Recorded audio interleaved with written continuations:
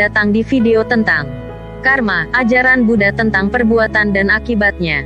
Pada zaman Buddha, di kota Savatthi, hiduplah seorang pemuda bernama Subha. Brahmana Todeya adalah ayahnya. Todeya adalah penasihat Raja Pasena di Kosala. Todeya sangat kaya, namun sangat kikir. Merasa bahwa jika ia berderma, hartanya akan habis tak bersisa. Todeya tidak pernah memberi sedikit pun. Inilah perintah Todeya kepada keluarganya. Jika perona mata dipakai berkali-kali, lama-lama akan terkikis habis. Gitu pula, jika derma diberikan sedikit saja, harta akan berangsur ludes. Oleh karena itu, pemberian sekecil apapun tidak perlu dilakukan. Sarang semut menjadi gundukan besar karena debu yang dikumpulkan semut. Tetes madu yang dibawa lebah tidaklah banyak. Namun karena dilakukan berulang, banyaklah madu terkumpul. Jadi, kita tidak perlu memberi sedikit pun uang, serta harus mengumpulkan dan menjaga harta. Pada masa itu, banyak orang yang menjadi pengikut Buddha, belajar Dhamma, dan berderma kepada Sangha. Akan tapi, Todeya tidak memiliki keyakinan dan rasa hormat kepada Buddha. Ia tidak pernah menderma sesendok nasi pun. Ia meremehkan sifat-sifat mulia Buddha.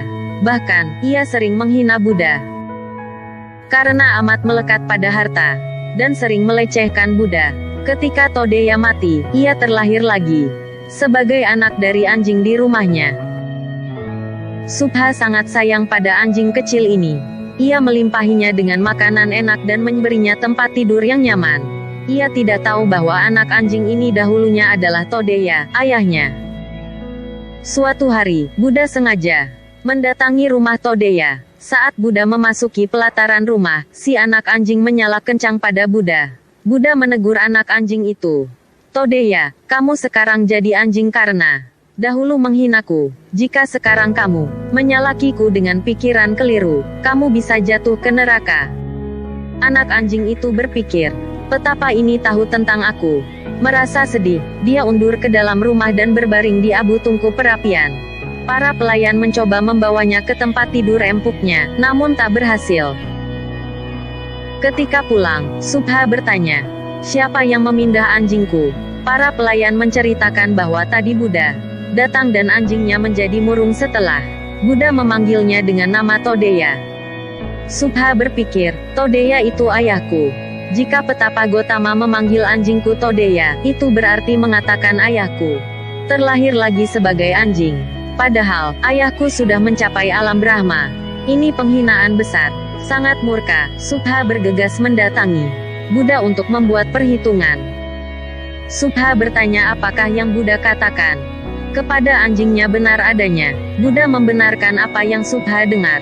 Untuk membuat Subha paham, Buddha bertanya, apa betul masih ada harta yang ayahmu tidak ungkapkan keberadaannya?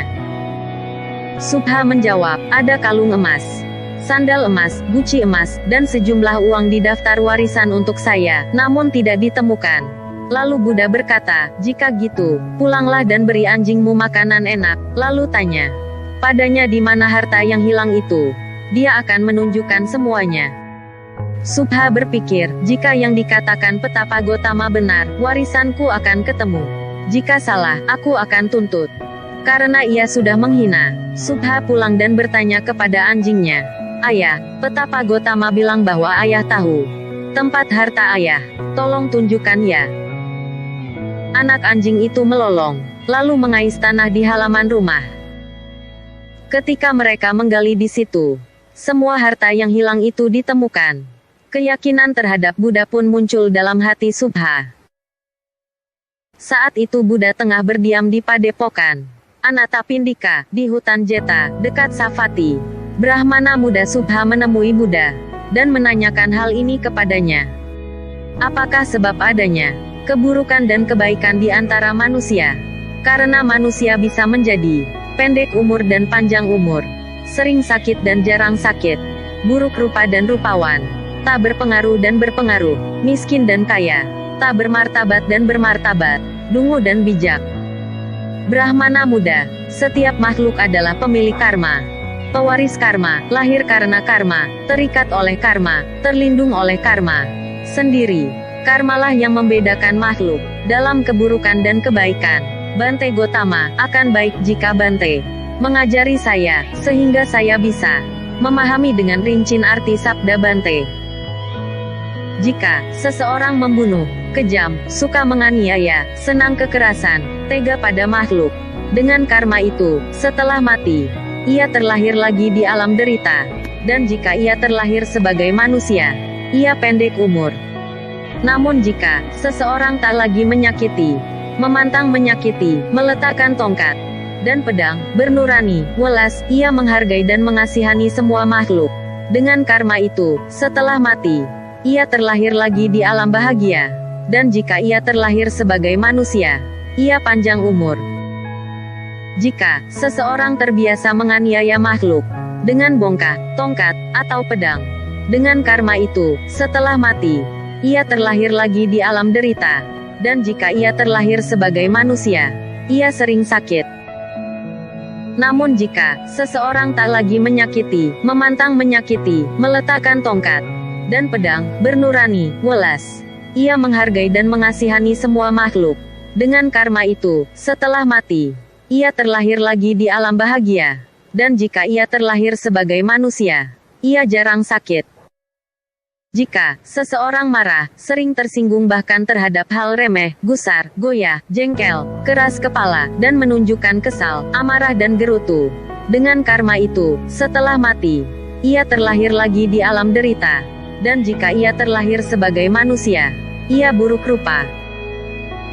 Namun jika seseorang tak marah, tak sering tersinggung bahkan terhadap hal besar, tak gusar, tak goyah, tak jengkel, tak keras kepala, dan tak menunjukkan kesal, amarah, dan gerutu, dengan karma itu, setelah mati, ia terlahir lagi di alam bahagia. Dan jika ia terlahir sebagai manusia, ia rupawan. Jika seseorang berhati cemburu, iri pada perolehan, penghargaan, kehormatan, martabat, pujian, dan pujaan yang diterima orang lain, pendendam dan pembalas, dengan karma itu, setelah mati, ia terlahir lagi di alam derita.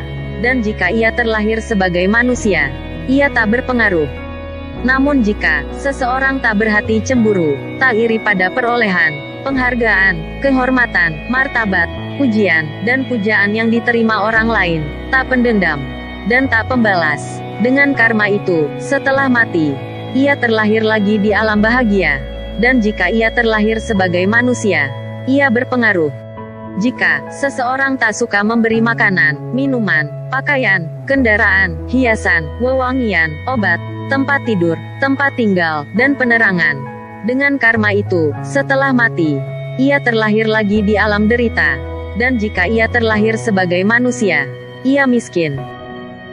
Namun jika seseorang suka memberi makanan, minuman, pakaian, kendaraan, hiasan, wewangian, obat, tempat tidur, tempat tinggal, dan penerangan, dengan karma itu, setelah mati, ia terlahir lagi di alam bahagia.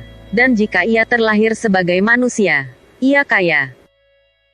Jika seseorang cuek dan sombong, pada yang layak dipuji, ia tak memuji, pada yang layak disambut, ia tak menyambut, pada yang layak dipersilakan, ia tak menyilakan, pada yang layak diberi jalan, ia tak memberi jalan, pada yang layak dihormati, ia tak menghormati, pada yang layak dihargai, ia tak menghargai, pada yang layak dipatuhi, ia tak patuh, pada yang layak dipuja, ia tak memuja. Dengan karma itu, setelah mati, ia terlahir kembali di alam derita. Dan jika ia terlahir sebagai manusia, ia tak bermartabat. Jika seseorang tak cuek dan tak sombong, pada yang layak dipuji, ia memuji, pada yang layak disambut, ia menyambut, pada yang layak dipersilakan, ia menyilakan, pada yang layak diberi jalan, ia memberi jalan, pada yang layak dihormati, ia menghormati, pada yang layak dihargai, ia menghargai, pada yang layak dipatuhi, ia patuh, pada yang layak dipuja, ia memuja. Dengan karma itu, setelah mati, ia terlahir kembali di alam bahagia. Dan jika ia terlahir sebagai manusia, ia bermartabat. Jika seseorang tak mengunjungi petapa atau brahmana untuk bertanya, apa yang bermanfaat, apa yang tak bermanfaat, apa yang tercela, apa yang tak tercela, apa yang perlu dilatih, Apa yang tak perlu dilatih? Apa yang membawa rugi dan derita untuk jangka panjang? Apa yang membawa sejahtera dan bahagia untuk jangka panjang? Dengan karma itu, setelah mati, ia terlahir lagi di alam derita. Dan jika ia terlahir sebagai manusia, ia dungu. Namun jika seseorang mengunjungi petapa atau brahmana untuk bertanya, apa yang bermanfaat, apa yang tak bermanfaat, apa yang tercela, apa yang tak tercela, apa yang perlu dilatih, apa yang tak perlu dilatih, apa yang membawa rugi dan derita untuk jangka panjang, apa yang membawa sejahtera dan bahagia untuk jangka panjang. Dengan karma itu, setelah mati, ia terlahir lagi di alam bahagia. Dan jika ia terlahir sebagai manusia, ia bijak. Demikianlah, inilah jalan yang membawa pada pendek umur dan panjang umur, sering sakit dan jarang sakit, buruk rupa dan rupawan, tak berpengaruh dan berpengaruh, miskin dan kaya, tak bermartabat dan bermartabat, dungu dan bijak. Setiap makhluk adalah pemilik karma, pewaris karma, lahir karena karma, terikat oleh karma, terlindung oleh karma sendiri. Karmalah yang membedakan makhluk dalam keburukan dan kebaikan. Ketika ini dikatakan, Subha berkata kepada Buddha, menakjubkan, Bante Gotama, menakjubkan, Bante Gotama, Bante, seperti seseorang yang membalikkan yang terbalik, atau menguak yang tersembunyi, atau menunjukkan jalan pada yang tersesat, atau mengangkat pelita di kegelapan sehingga yang punya mata bisa melihat. Demikian pula Bante Gotama telah, dalam berbagai cara, membuat Dhamma jelas. Saya pergi berlindung kepada Buddha, Dhamma, dan Sangha. Semoga Bante Gotama menerima saya sebagai pengikut yang telah pergi berlindung, mulai hari ini sampai akhir hayat. Sekian. Sumber dari buku Karma, ajaran Buddha tentang perbuatan dan akibatnya.